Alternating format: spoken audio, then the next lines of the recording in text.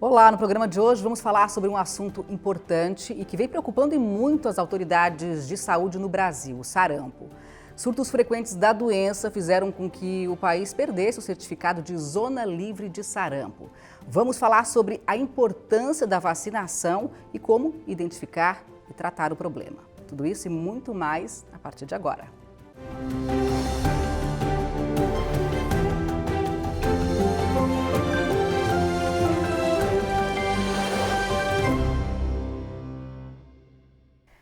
E o nosso entrevistado de hoje é o doutor Antônio Mazei, médico infectologista. Doutor, seja muito bem-vindo ao nosso programa. Muito obrigado, eu que agradeço. Vamos começar então explicando para as pessoas o que é o sarampo. Bom, o sarampo é uma doença, é uma infecção, é uma doença infecciosa aguda, não é uma doença crônica. É uma doença causada por um vírus que é transmitido de uma pessoa para outra através de pequenas gotículas de saliva ou de secreção do nariz ou da boca que se espalham no ar quando a pessoa tosse, fala, respira, ri, boceja. Por isso é uma doença de fácil transmissão. Altamente contagiosa. Altamente contagiosa. É muito fácil pegar sarampo, porque quando a pessoa está doente, além de o vírus do sarampo circular no sangue da pessoa, ele também está presente nessas secreções respiratórias. Toda vez que a gente fala ou tosse, sem perceber, a gente lança no ar pequenas gotículas de saliva, que a gente chama realmente de gotículas, e elas têm o poder de caminhar por 1 metro, de flutuar por 1 metro na superfície do ar, até que elas caiam no chão pela força da gravidade. Então 1 metro é uma distância suficiente para que essa gotícula atinja a via respiratória de uma outra pessoa que está próxima, Então, por isso é muito fácil de pegar sarampo e essas gotículas de saliva são extremamente carregadas de partículas virais, A carga viral na saliva é muito alta. E esse vírus ele fica no ar mais ou menos por quanto tempo? Quando ele está na gotícula, ele fica o tempo necessário para ele caminhar 1 metro e cair, porque a gotícula é uma partícula pesada, sob o ponto de vista de gravidade, Ela tem mais ou menos 5 micrômetros, é pequena, mas em termos de gravidade ela é pesada. Agora, o problema em ambientes fechados, como escolas, creches, escritórios, repartições, é que uma parte dessas gotículas, quando a gente tosse ou espirra, elas podem se fragmentar em gotinhas ainda menores, que a gente chama de partículas aerosóis. E essas partículas podem ficar em suspensão por muitas horas no ambiente, até 12 horas, por exemplo. E aí o indivíduo que não estava presente quando eu tossi pode entrar no ambiente, no recinto, e respirar aquele ar contendo essas partículas aerossóis. Uma pessoa pode contaminar ou contagiar quantas pessoas em média? Olha, a gente não tem um número muito claro, mas certamente mais de 10, 15 pessoas podem ser contaminadas. Tem alguns estudos que dizem que uma pessoa doente de sarampo poderia transmitir a doença ao longo dos dias em que está doente para mais de 15 pessoas. É muita coisa. É muita coisa. E quais são os principais sintomas do sarampo?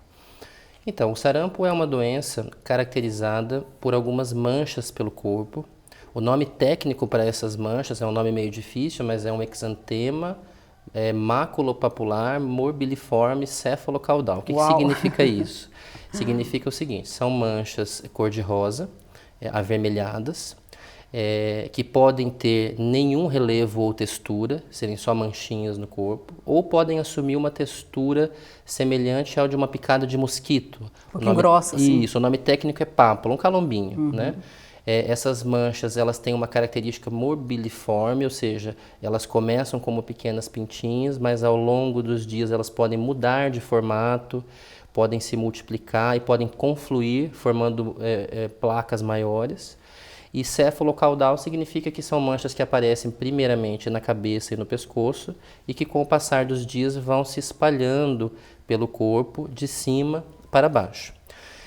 Essa é a característica central do sarampo que permite que a gente suspeite da doença, tanto o profissional de saúde quanto o público leigo que está observando uma pessoa com o sintoma. É o principal sintoma. É o principal sintoma, sem dúvida nenhuma, mas não é o primeiro sintoma a aparecer. O indivíduo doente de sarampo desenvolve inicialmente febre, que é uma febre alta, quase sempre acima de 38,5 graus. Essa febre vem acompanhada de todos aqueles sintomas que são inerentes a uma síndrome febril, dor no corpo, dor nas juntas, dor de cabeça, dor nas costas, prostração, aquela sensação de quebradeira, assim, de como quem está pegando uma gripe, por assim dizer, não é?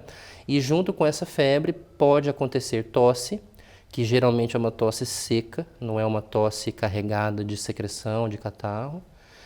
Coriza, que é aquela percepção do nariz escorrendo, e sintomas de conjuntivite. Mas é uma conjuntivite causada pelo próprio vírus do sarampo, que causa uma irritação nos vasos sanguíneos ali do olho, da mucosa conjuntival. Então a pessoa tem aquela sensação de areia no olho, de lacrimejamento, de olhos vermelhos, de dor ocular quando pisca, ou até de uma intolerância à luz do sol ou lâmpada, né?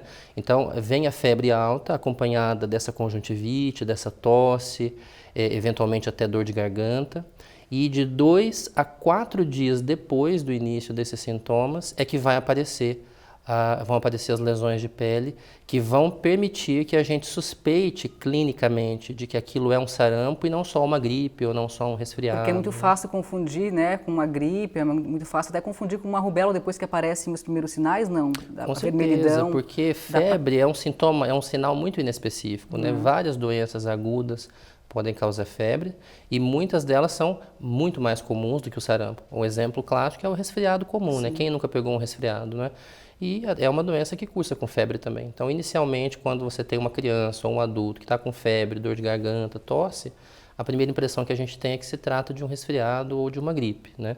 Então, é muito difícil você diferenciar num primeiro momento. Agora, a partir do momento em que surgem as lesões de pele, aí a gente já começa a ter uma noção mais clara de que aquilo pode ser sarampo. Embora existam várias doenças, né, que cursem com lesões de pele. A rubéola é uma delas, né, tem várias outras, né?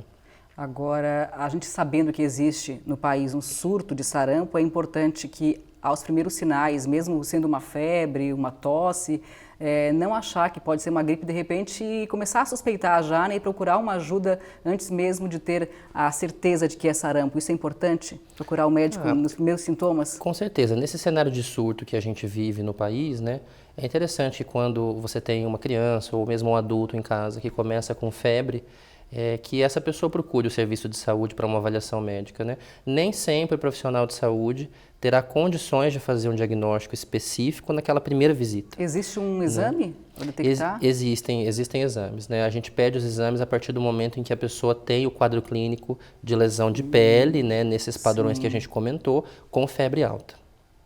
E são as crianças ou os adultos os mais suscetíveis ao sarampo? Então, essa é uma pergunta que muitas pessoas fazem, é uma dúvida bastante frequente. O sarampo é uma doença de suscetibilidade universal, ou seja, qualquer ser humano pode pegar sarampo, a chance de pegar em si, ela é praticamente igual para todos os grupos populacionais. Lembrando que o sarampo é uma doença exclusivamente humana, o vírus não fica hospedado em outras espécies de animais, não há reservatórios não humanos, né? A suscetibilidade é universal. Quem é que não pega a doença naturalmente? Os lactentes, os bebês, de menos de 1 ano de idade, que nasceram de mães que tiveram sarampo na sua juventude ou que foram vacinadas contra o sarampo.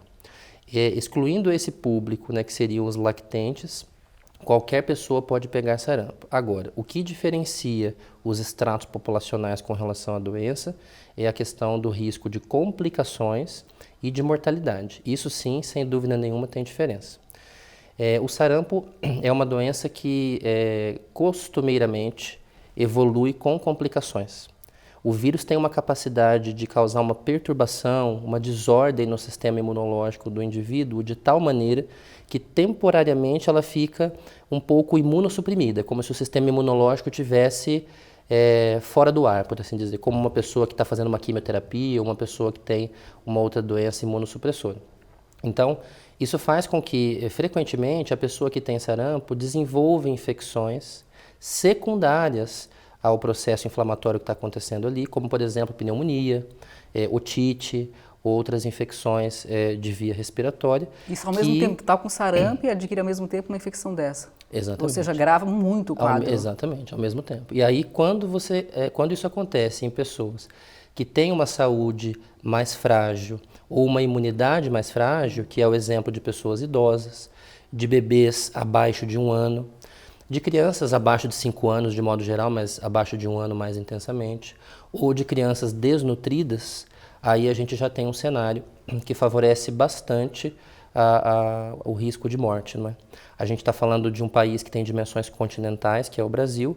Talvez nas regiões metropolitanas o índice de desnutrição infantil seja um pouco menor, porque a população é socioeconomicamente um pouco mais favorecida.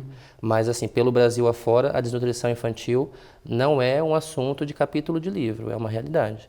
Então, se você pega uma criança que já é desnutrida, que já tem um déficit nutricional por se alimentar mal, e você submete essa criança a uma infecção pelo sarampo, que vai complicar, com uma pneumonia, por exemplo, o risco de mortalidade é muito alto. grande. Para você ter uma ideia, a principal causa de mortalidade de crianças abaixo de 5 anos no Brasil, historicamente falando, ao longo das décadas do século XX, é o sarampo. Então, o sarampo realmente mata, né? É uma doença grave. E qual é o índice de mortalidade no Brasil pelo sarampo? O índice de mortalidade ele varia muito de acordo com o extrato populacional e de acordo com a época em que a doença acontece. Né? Não tem como dizer exatamente uma taxa específica de mortalidade, né? Porque a incidência varia muito. E qual é o tratamento para o sarampo? Como toda doença viral, o sarampo é uma doença que não tem um tratamento específico direcionado para aquela doença e não é uma doença que tem um tratamento curativo, como uma infecção bacteriana, por exemplo, que você dá um antibiótico e você interrompe a evolução da doença. Então, o tratamento que a gente oferece para o sarampo é um tratamento de suporte clínico e de manejo dos sintomas, enquanto a doença vai embora sozinha. A gente pode fazer um comparativo com a catapora, por exemplo, né? O nome técnico é varicela. A catapora é uma doença que também, ela vem, acontece e vai embora sozinha. Então a gente tem que esperar o tempo do sarampo acontecer. E normalmente leva o quê? Quanto tempo para que a pessoa se recupere? Os sintomas iniciais do sarampo, que foram aqueles que a gente comentou, de febre, Sim. tosse, coriza, lesões de pele, né, pelo corpo, eles costumam durar não muito mais do que 7 dias. 7 a 10 dias nós podemos colocar dessa forma. Agora, as complicações que podem vir a acontecer podem prolongar o tempo de sintomas. Sim. Além do que, o tempo de recuperação do sarampo é um pouquinho mais longo. Então, embora os sintomas principais vão embora com 7 a 10 dias, a pessoa tem ainda aquele quadro de prostração, as crianças fazem um stop, uma parada temporária no seu crescimento e no seu desenvolvimento e podem levar até de 30 a 60 dias para se recuperar. É bastante tempo. É bastante tempo. Quais as possíveis sequelas que as pessoas podem ter a partir do sarampo? O sarampo é uma doença que, como tem esse caráter agudo, né, ou ela recupera livremente sem sequelas, apesar de causar bastante incômodo durante o seu curso, né, ou o indivíduo evolui a óbito. As sequelas, elas não são tão comuns. O que acontece é que algumas pessoas doentes de sarampo, são exceções, mas pode acontecer, ali no 21º dia de sintomas, podem desenvolver uma inflamação no cérebro por conta do vírus do sarampo. A gente chama isso de encefalite por sarampo. E aí as sequelas podem ser catastróficas, né, de paraplegia, tetraplegia, déficit cognitivo, surdez, e aí depende do quadro em si, né? Isso é raro acontecer? É raro, né? Mas é possível. É possível, tem descrição na literatura. Agora, um indivíduo que tenha sarampo sem grandes complicações, ele tende a não ter sequelas, né? Só aquela sequela, aquele prejuízo temporário do crescimento, do ganho de peso da criança, né? Então, a gente vai fazer uma pequena pausa agora, nós vamos para um intervalo e na sequência a gente volta com muito mais informações para você. Vamos falar sobre a importância da vacinação. Não saia daí.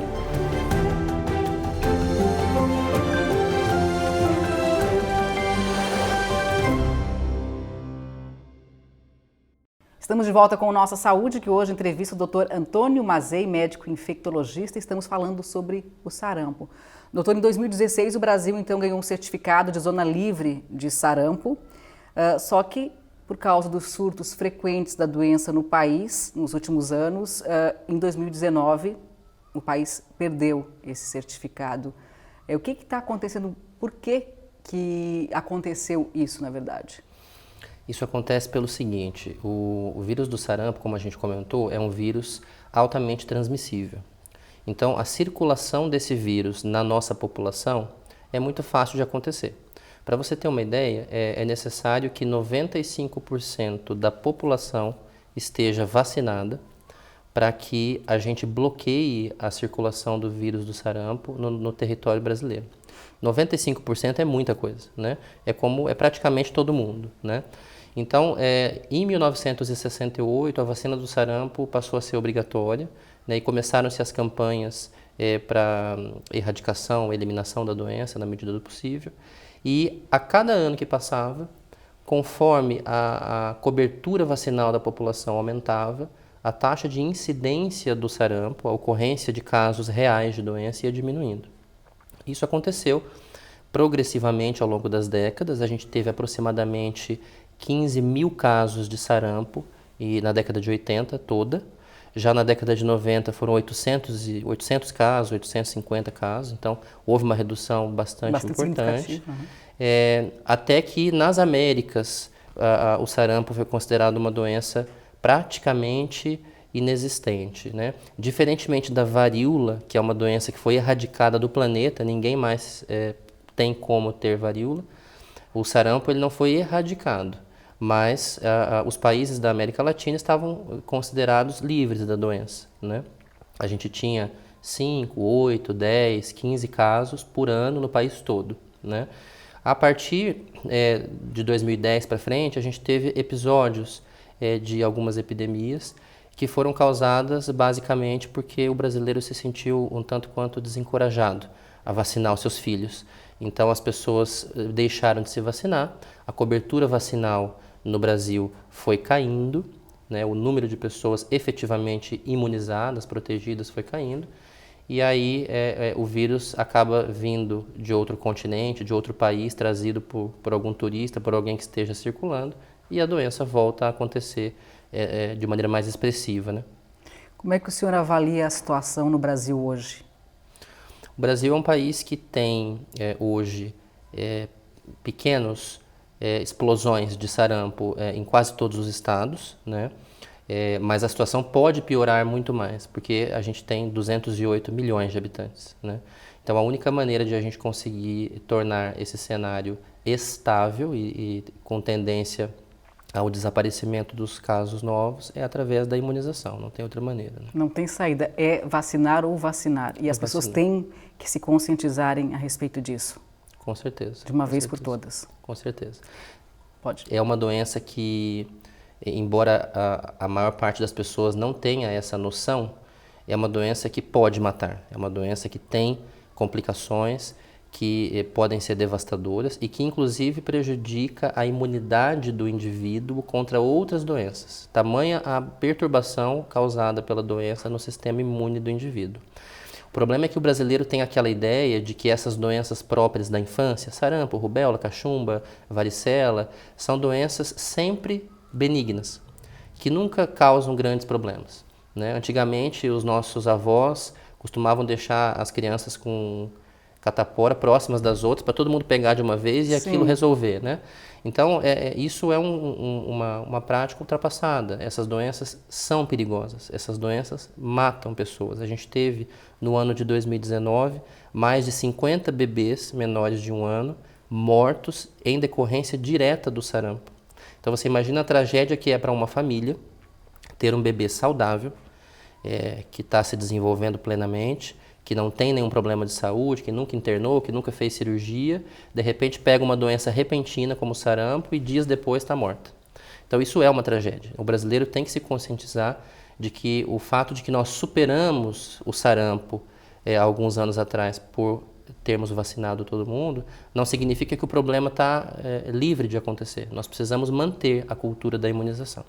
E nesse sentido, a gente tem que lembrar uma coisa. O brasileiro lembra de vacina quando tem filhos, porque na cabeça do brasileiro vacina é uma coisa exclusivamente feita para criança. Para criança, e na verdade. O adulto tem um calendário vacinal que tem que ser obedecido, né, seguido. E essa é uma falha tanto dos profissionais da saúde, que esquecem de checar o calendário vacinal dos seus pacientes, quanto da própria população, que acha ainda que vacina é coisa de criança. Com relação a isso, várias campanhas, né, vêm sendo feitas aí no país para justamente incentivar as pessoas a irem até o posto de saúde para se imunizar. A nossa equipe, inclusive, acompanhou uma dessas ações na Universidade Federal de Santa Catarina e a gente mostra a reportagem agora. O sarampo voltou a circular em Santa Catarina e a população ficou alerta. Foi preciso rever a carteira de vacinação e conferir as vacinas, já que é a única forma de prevenção contra o sarampo. O Renan, estudante de jornalismo, aproveitou uma ação dentro da universidade para tirar as dúvidas sobre a doença e confirmar se estava com as vacinas em dia. Fico muito feliz que a imunização já tenha sido feita de forma completa naquele momento e agora que todas as minhas dúvidas já foram tiradas, eu vou buscar incentivar outras pessoas para que venham e também tirem as suas dúvidas. Acho que esse é o maior legado que um momento assim pode deixar. A coordenadora do curso de enfermagem da UFSC, professora Felipa Madge, explica que muitos dos casos confirmados no estado são jovens adultos entre 20 e 29 anos, faixa etária com bastante circulação na universidade, e por isso a importância da ação no espaço acadêmico. A única forma de prevenção do sarampo, ela é pela vacinação. O número de casos de aparecimento do sarampo, que justamente era uma doença erradicada, né, ele se dá pela baixa vacinação. Então, por isso, mais uma vez, a importância da gente retomar o cuidado com as carteirinhas de vacinação, de levar as crianças para vacinar, que os adultos jovens também confiram os seus esquemas vacinais, se estão completos, porque como o sarampo ele é uma doença que ele afeta de modo diferenciado e ele atinge de maneira mais grave, principalmente crianças, idosos ou pessoas com desnutrição. A ação na Universidade Federal de Santa Catarina, em Florianópolis, foi uma parceria do curso de enfermagem com a Secretaria Municipal de Saúde e somou forças à campanha nacional de vacinação, que aconteceu em todo o país. A vacina tríplice viral é a principal forma de se proteger contra o sarampo. Ela também atua na prevenção da rubéola e da cachumba. Normalmente o sintoma do sarampo ele se caracteriza por manchas vermelhas na pele, uma febre, e a gente sempre indica, se está em dúvida, entrou em contato com alguém com suspeita, procura a unidade de saúde, procura o serviço de saúde mais próximo da sua residência. A vacina está disponível o ano inteiro em todos os postos de saúde. A recomendação é que a população que não tenha se imunizado, não lembre se tomou a vacina ou tenha perdido a caderneta de vacinação, procure um posto de saúde para regularizar a situação. A vacina protege a saúde individual e impede a circulação viral e a transmissão da doença. Fiquei sabendo sobre a campanha que estava acontecendo aqui na reitoria da UFSC. Aí, aproveitando que eu não tinha tomado nenhuma dose das vacinas, eu vim tomar, cuidar um pouquinho da saúde. Doeu? Nem um pouco. Doutora, a gente viu aí na reportagem, então, na verdade, não dói se prevenir, né? Não, com certeza não dói, né?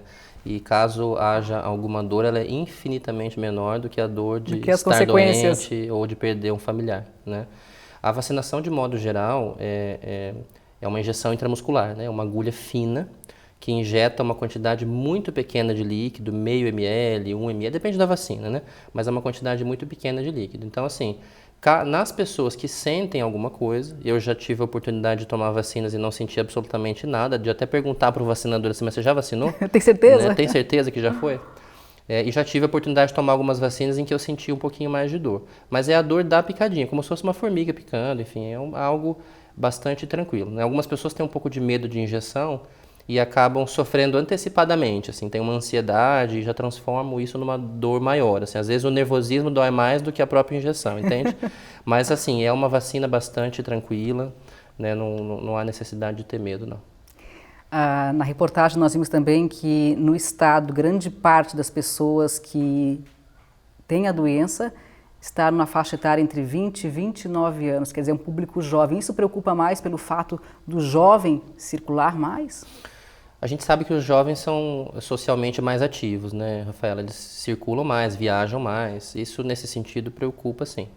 É como a gente disse, o sarampo é uma doença altamente contagiosa, né? E basta que eu tenha uma pessoa doente num recinto para que outras pessoas também adoeçam, né? Então, nesse sentido, é preocupante. E é preocupante porque todo jovem tem em casa algum idoso ou alguma criança, né? É um público que está em idade fértil, então pode vir a ter filhos e aí transmitir essa doença para populações mais vulneráveis. Quem é que tem que se imunizar contra o sarampo? Todo mundo.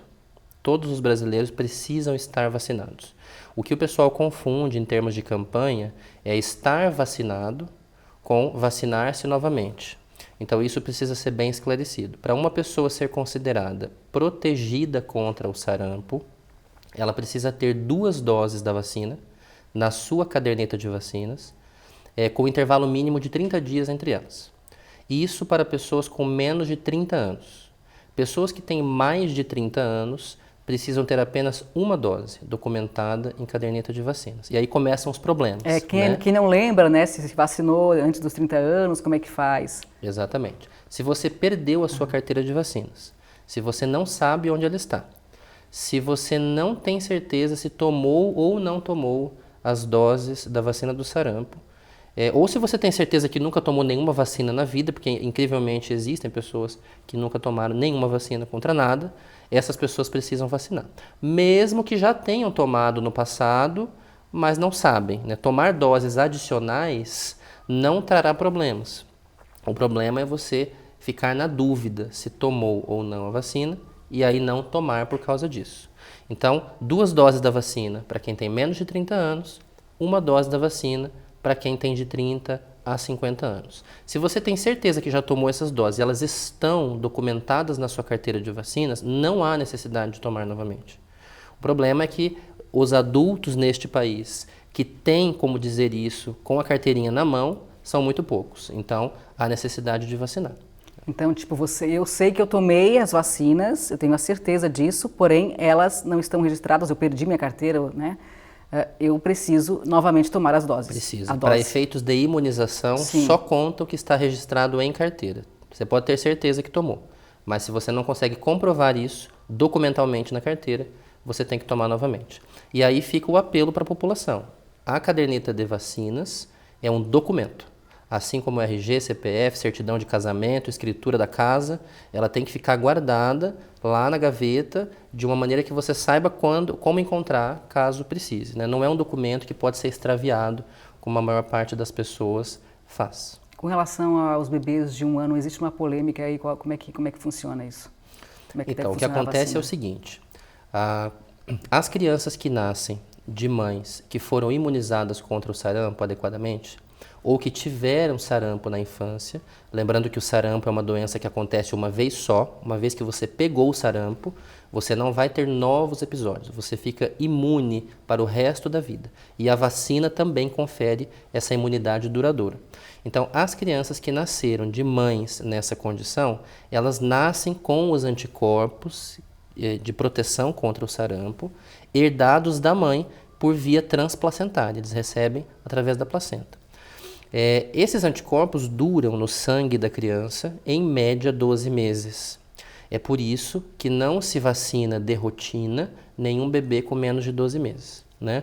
Se a gente for pensar como funciona uma vacina, você está oferecendo o bichinho que causa a doença, muito enfraquecido ou morto, no caso do sarampo ele está muito enfraquecido, e a gente vai fazer de conta que o indivíduo tem uma infecção.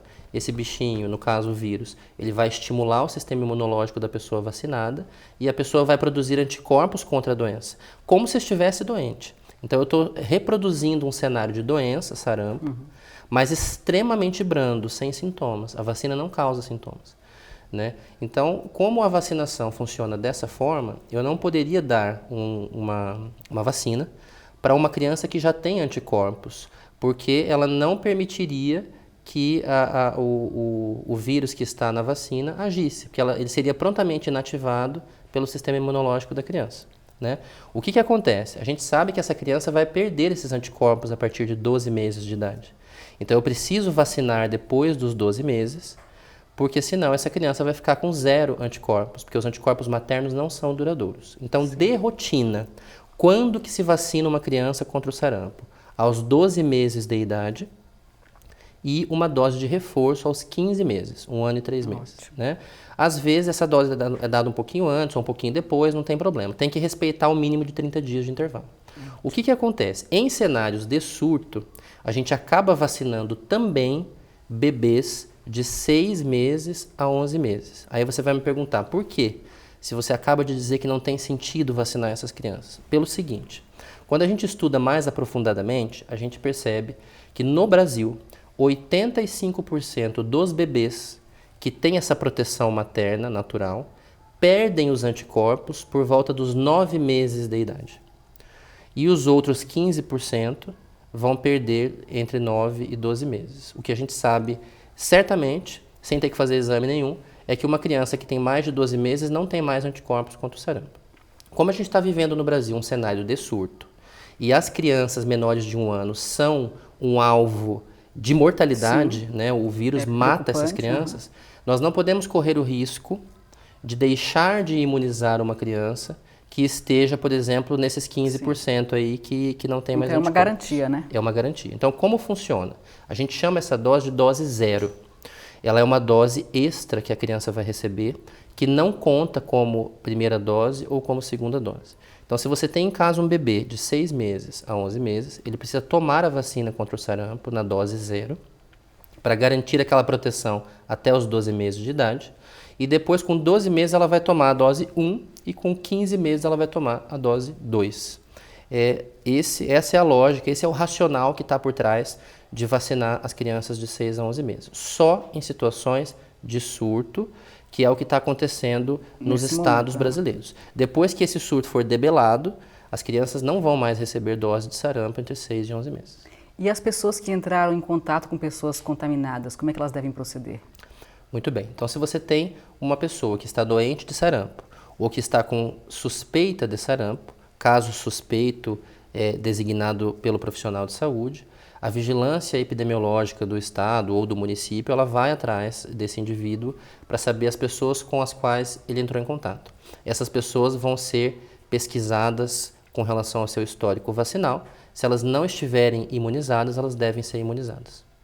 Doutora, a gente agradece muitíssimo a sua participação aqui no Nossa Saúde, esclarecendo tantas informações importantes sobre essa doença que, infelizmente, está preocupando e muito, e com razão, né, aí os agentes de saúde e a população de forma geral. Muito obrigada. Eu é que agradeço. Vamos todo mundo nos vacinar.